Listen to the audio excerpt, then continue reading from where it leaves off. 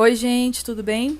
Estamos aqui para mais uma aula do canal Mundo da Farmacologia. Nós vamos dar continuidade ao tema de fármacos cardiovasculares.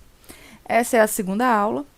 Para quem não me conhece, eu sou a professora Priscila, sou PhD em farmacologia e neste canal, no Mundo da Farmacologia, eu posto para vocês vídeos com temas de farmacologia e fisiologia, vídeos curtos, simples, para fácil entendimento, para fácil estudo de vocês. Então, hoje a gente vai continuar falando dos fármacos cardiovasculares. Nós tivemos uma primeira aula, um primeiro vídeo que já está postado, que esse vídeo a gente falou sobre hipertensão arterial, uma visão bem geral do que é uma hipertensão arterial, e nós iniciamos os fármacos antihipertensivos e falamos dos agentes simpaticolíticos. E hoje nós vamos continuar falando dos vasodilatadores e bloqueadores dos canais de cálcio. Então, a gente já sabe que os fármacos que são utilizados para os distúrbios cardiovasculares, entre eles nós temos os fármacos antihipertensivos, que são divididos em agentes simpaticolíticos, vasodilatadores, inibidores da enzima conversora de angiotensina, antagonistas do receptor da angiotensina 2, diuréticos e os bloqueadores de canais de cálcio. Então, os simpaticolíticos a gente já viu, nós vamos falar hoje dos vasodilatadores e bloqueadores de canais de cálcio. Então, a gente sabe que os vasodilatadores, são fármacos que vão agir aí nos vasos sanguíneos, causando aí um relaxamento dessa musculatura vascular, desse endotélio vascular, desculpe, o termo correto é endotélio vascular. Então, eles vão causar aqui um relaxamento desse vaso sanguíneo, e esse relaxamento faz com que nós tenhamos um maior fluxo sanguíneo, maior aporte sanguíneo no local. Então, o processo de vasodilatação, ele ocorre no nosso organismo independente do uso de medicações. Por exemplo, quando nós temos um processo inflamatório, que nós temos uma lesão tecidual, para que mais sangue chegue àquele tecido, o nosso organismo sofre, um processo de vasodilatação, permitindo que mais sangue chegue naquele local para que mais células inflamatórias consigam migrar para a região e iniciar o processo de inflamação.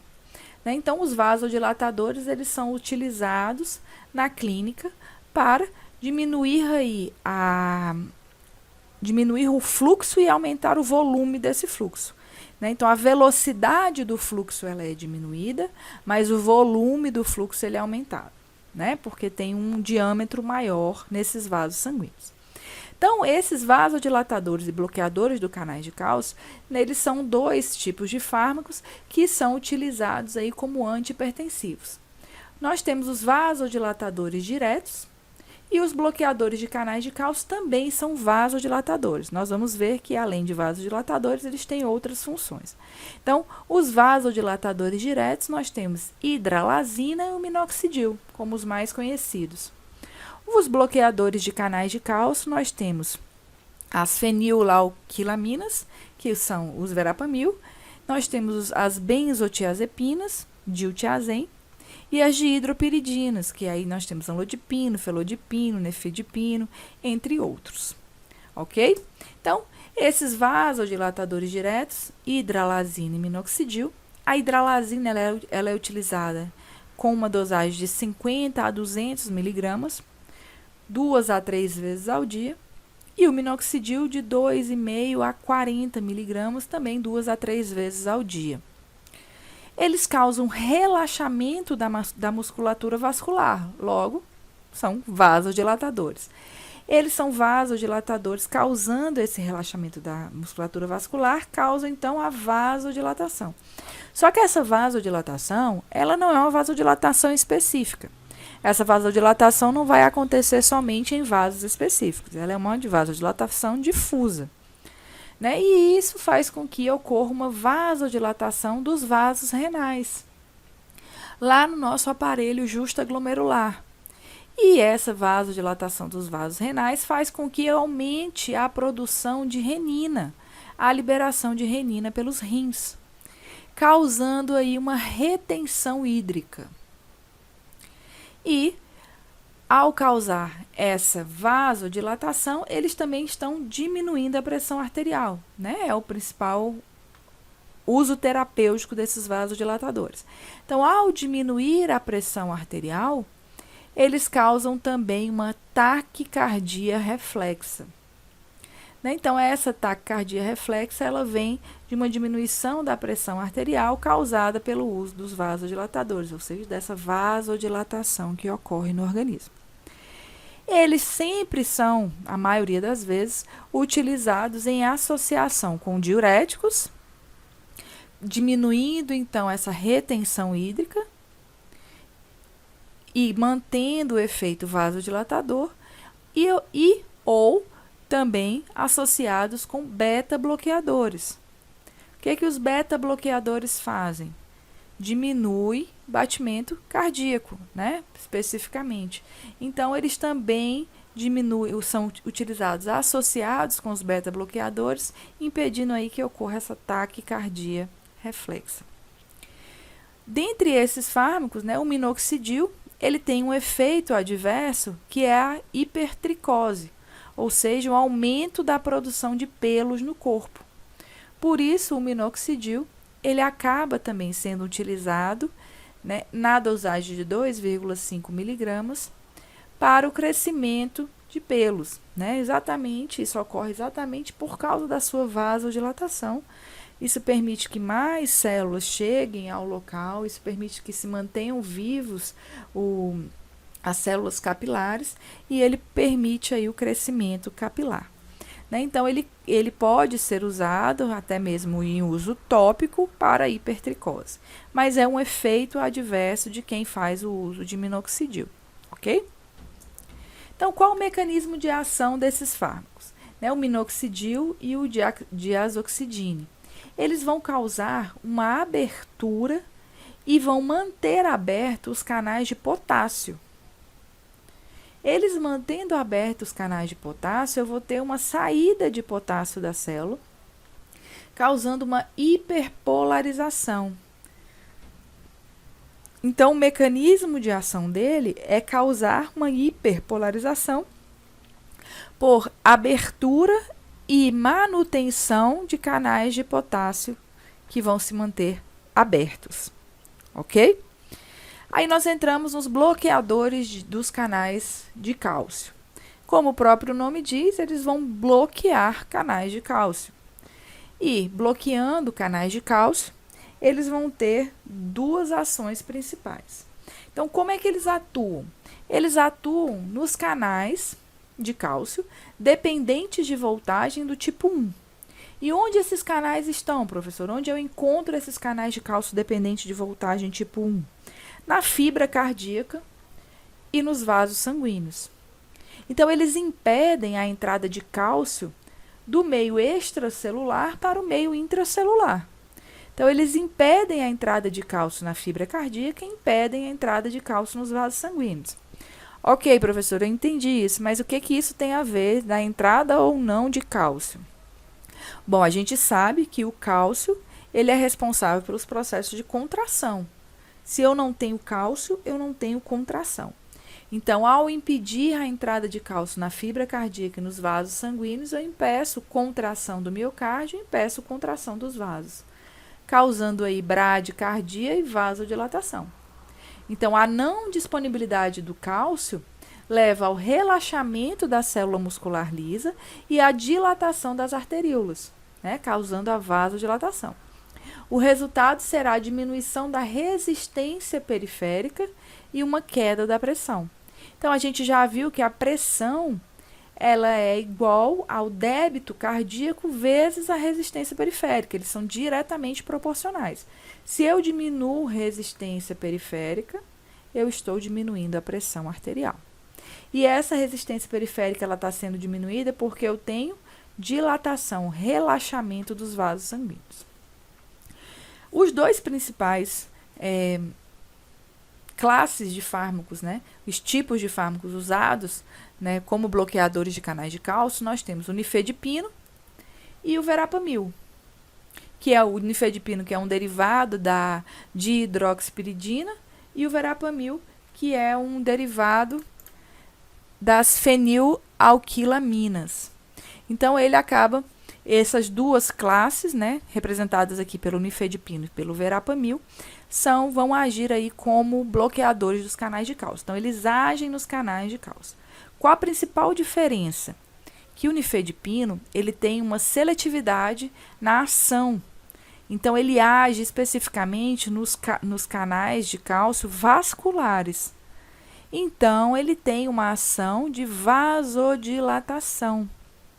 Já o verapamil, ele tem uma ação tanto em vasos como nas fibras cardíacas. Então, além de causar vasodilatação, né, além deles causarem aqui uma vasodilatação, ele também causa uma diminuição da contratilidade, né, diminuição da condução do impulso, e isso porque ele vai agir também nas células cardíacas. Então, o verapamil tem ação tanto vascular como na fibra cardíaca. E o nifedipino tem uma ação mais específica vascular, ele é mais seletivo dos canais de cálcio vascular. Então, aqui nesse quadro, a gente consegue ver quais as indicações terapêuticas desses bloqueadores de cálcio. Né? Então, eles podem ser utilizados para hipertensão, né? A maioria deles, ou praticamente todos. Eles podem ser usados para angina, taquicardia supraventricular. Eles são seguros na insuficiência cardíaca leve e moderada. Eles são seguros quando associados com beta-bloqueadores. Então, quais são aqueles que são utilizados na hipertensão? Então, nós temos verapamil e diltiazem, que são os dois aí que agem tanto em vasos como na fibra cardíaca. Nós temos nifedipino, felodipino, isradipino, amlodipino, nicardipino, que agem especificamente, seletivamente nos vasos. Para angina, nós temos o verapamil e diltiazem, e também nifedipino e o amlodipino e nicardipino, também sendo utilizados para angina. Para taquiarritmia supraventricular, eu tenho verapamil e diltiazem. Por que eu não tenho nenhum desses fármacos, nenhum nifedipino, felodipino, amlodipino, sendo utilizado para taquicardia supraventricular? Porque a ação deles é mais específica, né? Seletiva dos vasos. Então, eles não vão ter um efeito na taquicardia, né? Na taquiarritmia. Quais deles são seguros para uso na insuficiência cardíaca? Nós temos o felodipino, o isradipino e o amlodipino. E alguns outros fármacos mais recentes. Esses aqui também são recentes. Eles acabam sendo mais seguros, apesar de que o uso dele tenha que ser feito com cautela. Professor, então a gente está entrando em contradição. Se ele é seguro, eu tenho que fazer o uso com cautela? Sim, a gente tem que fazer o uso com cautela porque tem que avaliar o risco-benefício desses fármacos, né? A gente sabe que essa vasodilatação ela não é específica, então deve ser analisado aí, e principalmente os pacientes cardiovasculares, cardíacos, né? Eles fazem uso de uma gama muito grande de medicamentos, né? Então eles fazem uso da polifarmácia, e isso aí tem que ser sempre levado em consideração por causa de interação, por causa de efeitos somatórios, né, de fármacos. Então tudo isso tem que ser levado em consideração.